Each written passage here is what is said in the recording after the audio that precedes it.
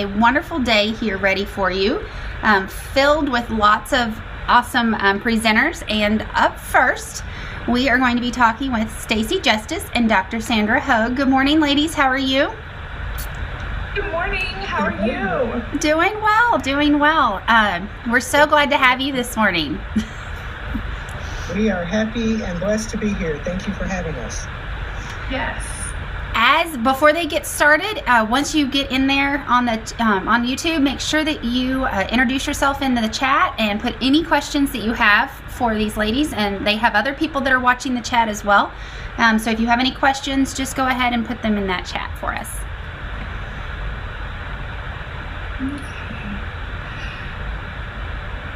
Okay, let me see if I can go ahead and I can get started and share my screen.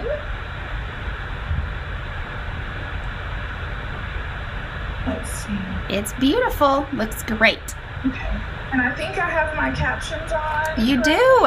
You got it. Ahead of the game. I'm learning. So, okay. Let us go ahead and begin. Sandra, are we ready? We are ready. Okay, so first of all, I want to thank you guys for joining us this week as we end our 3-week work on NTI and some of the best practices with NTI and just supporting students.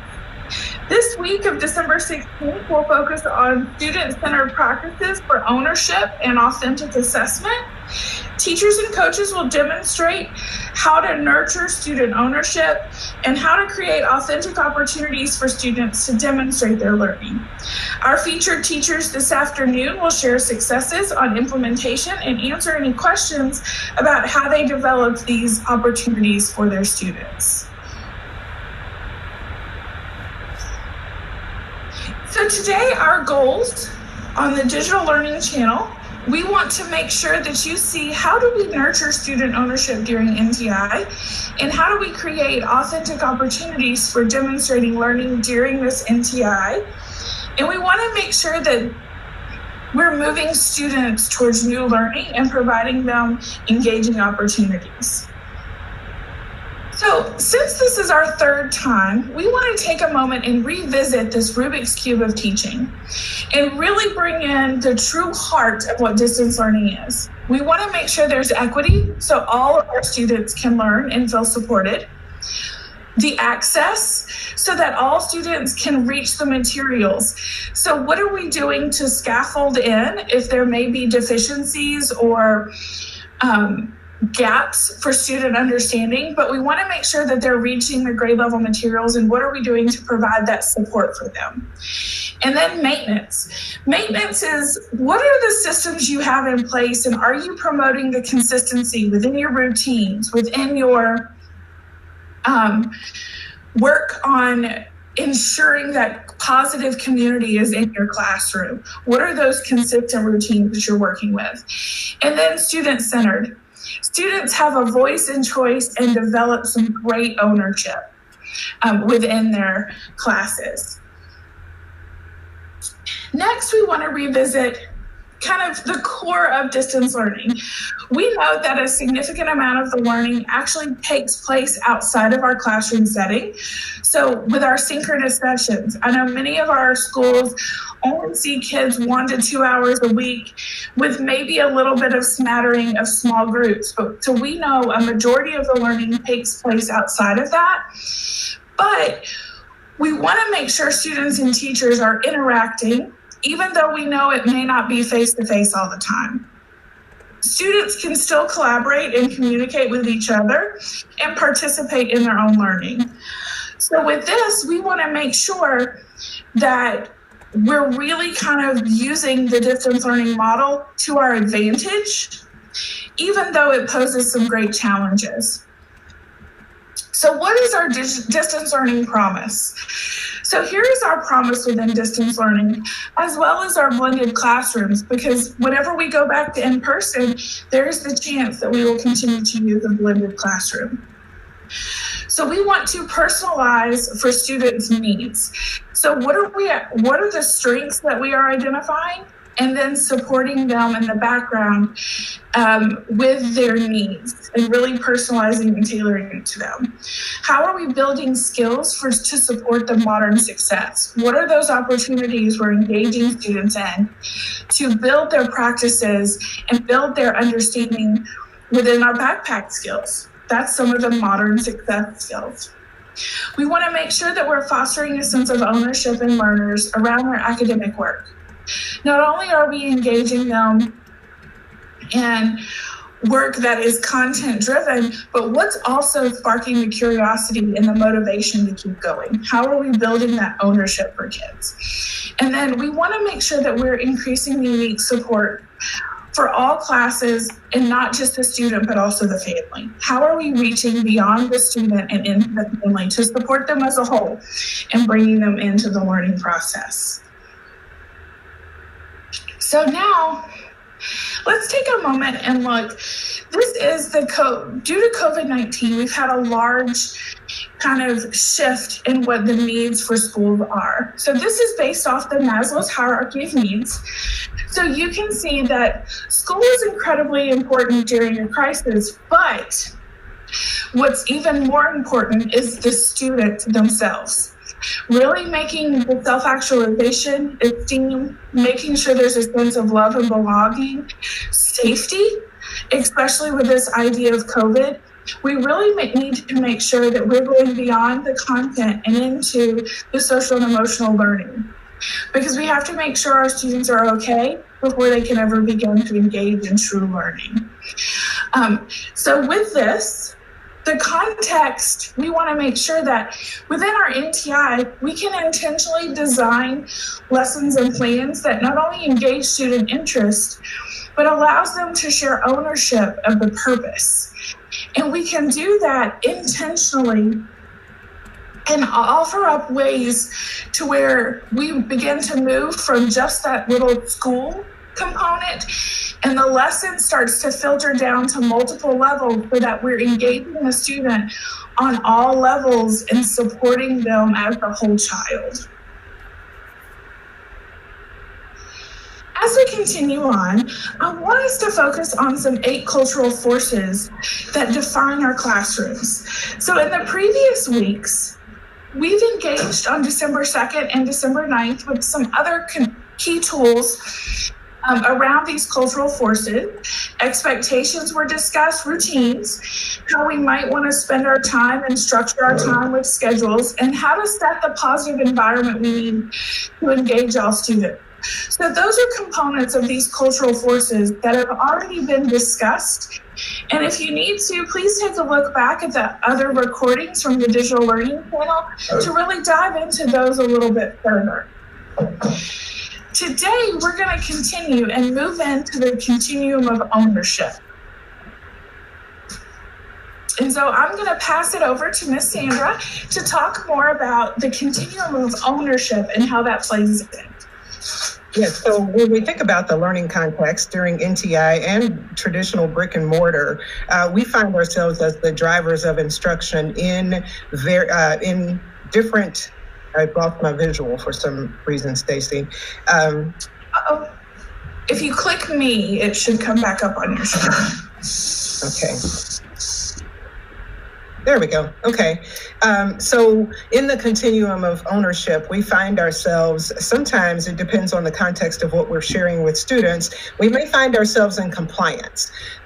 This is the space and time where students are simply, I don't want to say simply, sometimes it's painfully complying with the instruction of the teacher. There are certain non-negotiables in instruction. There are certain things that we don't get to sidestep as teachers. And so it really does involve students having very little voice and choice in what's happening in that learning context. That's really, on this continuum, the lower level of our goal, if you would, as far as student ownership of learning. So it's really teacher-centered. We are driving the bus. We are controlling what's happening in that situation. And then if you move a bit, if you're in, the goal is learner-driven, we could move to that next phase, which would be understanding. And this involves the student having some say, some voice and choice in the learning that takes place for them. When I think about the 4 Ps planner, when we're thinking about the assessment or the summative performance task, this may look like a combination of the compliance piece where we have a traditional looking multiple choice short answer extended response question. But when we're looking at a backpack worthy artifact that answers the compelling question that we may have built the 4 Ps planner around, then we may have a menu of choices from which students can choose, where they would then provide evidence that they have met the success criteria as outlined, once again, by the teacher, right? So there may be some collaboration in the development of that success criteria, but we are still in that understanding phase. Lots of teacher hand in that work. If we move further, we're in investment, and students, it keeps disappearing on me. I'm not exactly sure why. And it's not coming back. There it is. Tech difficulties, please forgive me. But if we're in that development stage, I'll continue to talk about that. Then students are moving closer to owning more of that work in the investment stage. So they develop things independently, they work collaboratively, they decide what's the best learning path for them so that they can demonstrate what they've learned in the context of that learning opportunity. So they have plans that they develop that they have lots of voice in, and that are designed to show you that here's my evidence of what I've learned, right? So it's far more learner-centered when you get to that phase. And the final phase is, autonomy. So the learner decides what they're interested in. They may decide on their own compelling question, as opposed to the investment phase where the compelling question has been provided. They may be given a theme, but they decide on their own compelling question. They find ways to explore that question.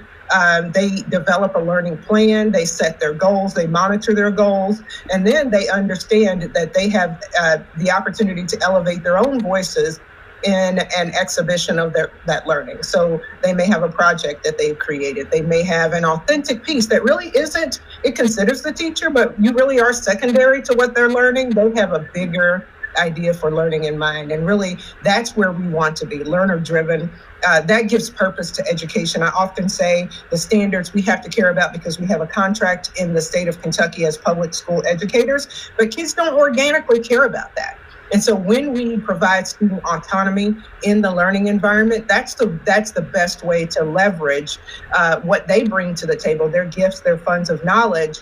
That's the best way to leverage that with the material that we need them to care about as far as instruction and standards. And so this is, I love visuals. So this is a great visual for me. And as I said, when I started talking about this, there's opportunities. There are times in the classroom where we have to stand firmly in compliance. There are things that are non-negotiable as public school educators. But if we are finding that we are all the time living in compliance, we're going to encourage you, Stacy and I, the CDLI team, the district as a whole is going to encourage you to start thinking about opportunities where you may fold in that level of understanding, where you may fold in investment, and where you may ultimately provide students with autonomy. We understand that we can't live there all the time, but we have to certainly evaluate whether we're living in compliance at all times, because that's the kind of thing that turns kiddos off about education. And that's, I think we would all agree, what we don't want to have happen. Stacy?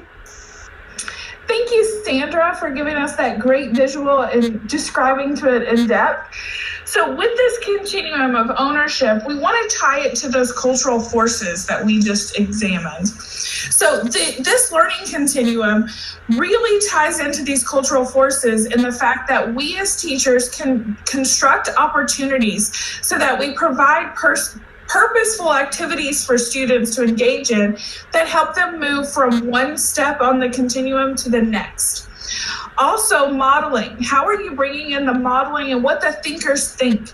So our kids, we want to develop them as strong thinkers that really take pride in their ideas, but then allow them to go further into the process of thinking, to have some collaboration and discuss kind of where are we and how do we relate to each other? How are our ideas the same or different? And that takes us into the last cultural force, the interactions and relationships, really showing respect and valuing the differences of opinions, but also how the realities come and how one may contribute to my idea and then providing that credit and support for each other. So we want the spirit of collaborative inquiry and to move from one station to the other in that learning, in that continuum of ownership. Each of these three forces are at play and teachers need to think about when designing instruction. So we know and understand that during this time, we don't have a lot of engagement and our interaction because of the platform and the way things are just set up. It's great to have the chat, but we want you to dive into these specific examples on the next slide that we're going to kind of go through a little quickly, but we've created a Padlet that you should be able to access through the link on the Digital Learning Channel schedule in the slides.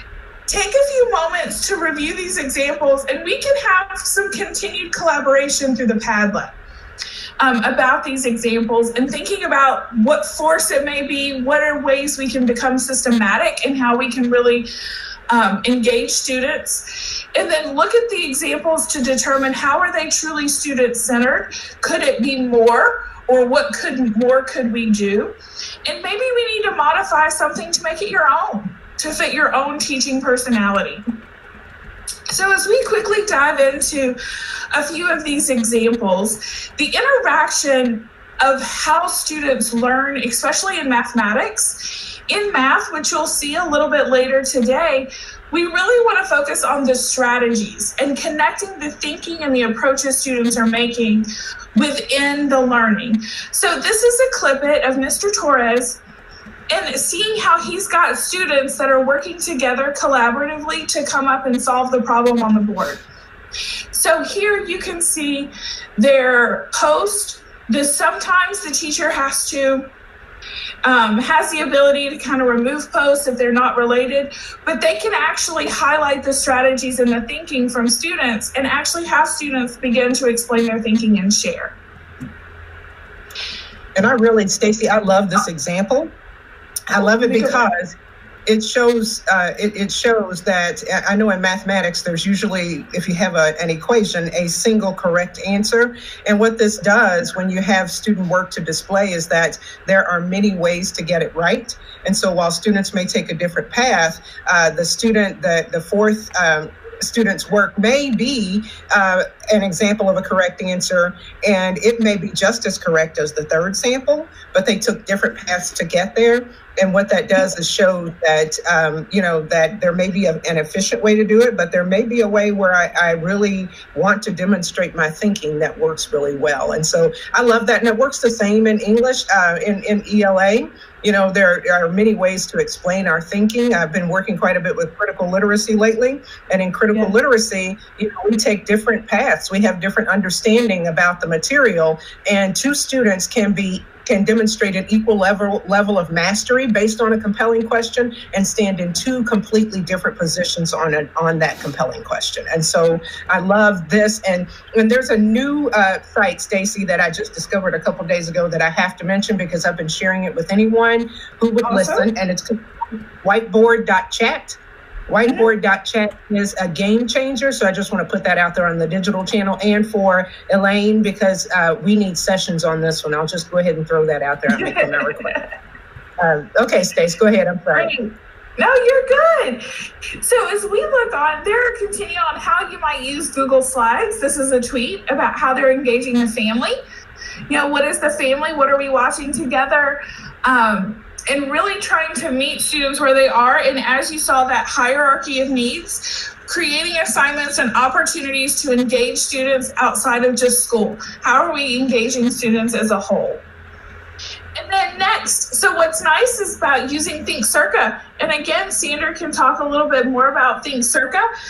We've got Think Circa as a way to dive in and engage students to create readers, to where they can look at the assignment and then start to digest their thinking. How do they relate to the assignment? What information do they have from the text and the source that they're looking at? but what is also other information that they can bring in that they've experienced? What are their side? What are their facts? Within the platform, maybe they can make a screencastify to explain how they've used the tool to really build up their thinking and their understanding, as well as strengthen their writing skills and their organizational skills. Sandra, do you want to add anything about Think Circa? Think Circa is just one way, but what I especially love about this platform is that it's encouraging argument. And as I said on the previous slide that I connected with your math example, we can pull from these sources and we can develop an opinion or an argument that may be in stark contrast to our peers, to our teacher, to most people, and still demonstrate the same level of mastery of the standards. And so anytime you elevate the student voice and merge it with the content that they have to learn or that we need to teach, it's a win-win for everyone. And it increases their engagement in school and their investment in the learning. Absolutely. And then the last example we have is a specific way on how to build up the modeling cultural force. And it's having small consultancies with kiddos. So meeting with kids, checking in with them, hear what they find is challenging. What are some of the great things of NTI that they've liked and that's really helped them during the time? Getting that feedback, but also making it a consultancy to where you're working together with the students to really try to ensure that they're being provided some of the best opportunities. But also during this time, you're modeling positive engagement and how to learn from and listen and respect others in a structured format within your consultancy. And so schools are utilizing and can utilize the consultancy idea of modeling in various ways through student-led conferencing, but also how do I use a breakout room appropriately with kids in a session. And so within that modeling aspect, we're really trying to utilize the student as a co-creator and really give us good feedback on moving forward in our learning during NTI. And Stacy, I love this one. My goodness, it's one of my favorites. First of all, I love the term consultancies. It honors students as contributors to that learning environment. And one of our high schools, I was in on one of their department chair meetings recently where one of the teachers had been very intentional about this process and ensuring that he was receiving feedback from his clientele on how things were going with NTI, what changes they needed in order to be successful. And so when that happens, it's a beautiful thing. And there was one of our elementary schools that does something with this. They did it in brick and mortar, but it could happen in NTI. I could see it transitioning really well. They called them student-led PLCs, where the students came in and said, how in front of the principal and a whole panel of teachers from that grade group, and gave feedback on the learning opportunity that had been provided by that teacher, and used the evidence of their student work, their performance task as an artifact to what that feedback they were giving the teacher. And I think that's a turn of the table. Most of us aren't comfortable hearing from our students, but I think we absolutely have to invite the learner in. Absolutely. And so we know that this is hard to plan for. There's a lot that we're planning and we're thinking about, but we need to be very intentional. So we've provided these questions within a strategic lesson planning guide to think about as you're trying to enhance your system and make it more towards student-led. We really want you to move along that ownership, that continuum of ownership, and try to challenge yourself, not necessarily to move all the way to the end by tomorrow. We want you to, what are the structures and supports that you need to move one step closer to more learner driven? What is that one thing that you can do to take one step closer in providing those opportunities for students to nurture that ownership? And so as we quickly begin to wrap up, because we're running just a smidgen short on time, we want to quickly discuss how do we create authentic opportunities for demonstrating learning. These three pillars are the foundational pillars for assessment, for flexible assessment. We really want to make sure that we're taking assessment over time and that we're really using formative feedback as feedback. What are students learning, but then how am I providing feedback to move them forward? And you want to make sure it's completely authentic to the learning. What are students how are they going to demonstrate? What opportunities and what different modes of demonstration are you actually going to allow for students to demonstrate their learning? And so we've provided a few slides that give you examples of how some of this flexible learning can take place in these formative assessments. Jamboards are a great tool, but we specifically want to highlight the 3 questions that are on there. How can we use this tool to assess student progress? How can this tool align the 3 components of flexible learning? And then what could this tool or goal look like in our own reality? So as you think about the tools that you use within your classroom, how can you also use them to meet those 3 flexible assessment pillars? Pear Deck is another way that we see a lot of teachers using. And then truly, what makes it authentic? What makes an assessment authentic?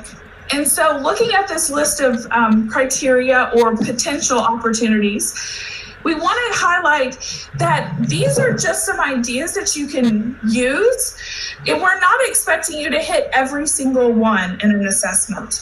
There may be a couple that come together. How is it relevant to the student, but that it's really authentic in the world format? You know, how does it relate? Maybe it's a video. Maybe it's some sort of performance that a student can do. And how is the ownership being taken and built up within the assignment? So again, within this list, we don't necessarily expect you to hit every single thing, but it should hit a couple of them in order to be truly authentic. And then here are some types of authentic opportunities that we've seen during NTI that students have been able to promote and share their own learning in. Visual or virtual exhibitions of learning. Maybe they're presentations that are recorded, audio, visual, some music and dance, a theater performance. Maybe a student is recording a monologue for drama, that they really kind of embody those skills that they've learned throughout NTI. Or they're putting on a presentation live. How are you utilizing your live sessions to do some demonstrations of learning and presentations of learning? And then performance assessments. So as we quickly wrap up, we want to draw your attention to this afternoon and the rest of today for some more specific content support as well as teacher support. And what are teachers doing in the classrooms today with NTI that supports this idea? So as you can see the schedule for the rest of the day, we'd love to have you join us. And we want to remind you of some of the great resources that are available within our tool, the 4-piece planning, our backpack of success, and then a little deep dive further into those flexible assessments within the NTI. And then lastly, we have some additional resources for you to dive in deeper in topics that these 3 weeks may have interested you in. So we want to thank you for your time and attention. And I believe I hit the time. You did awesome. Thank you so much. Yes.